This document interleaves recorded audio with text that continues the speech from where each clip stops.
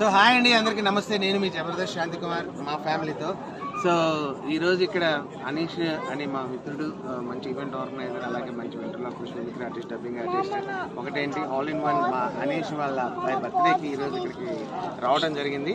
So ఇక్కడికి వచ్చిన తర్వాత నేను అన్ని రొటీన్, ఈ బెలూన్స్, థీమ్, ఫుడ్ అవన్నీ కూడా ప్రతి ఫంక్షన్లో ఉంటాయి. కానీ కొత్తగా ఫీల్ అయింది ఏంటంటే, చాలా కొత్తగా నాకు అనిపించింది ఈ పాటరీ ఐటమ్ అనమాట. ఇది ఏంటంటే మట్టి, మామూలుగా మనం మట్టిని తొక్కుకుంటూ లేకపోతే మట్టిలో నడుచుకుంటూ వెళ్ళిపోతూ ఉంటాం, కానీ మట్టితో ఇన్ని రకాల అందమైన పాత్రలు చేయొచ్చు అనేటువంటిది ఫస్ట్ టైం నేను ఇక్కడ చూశాను.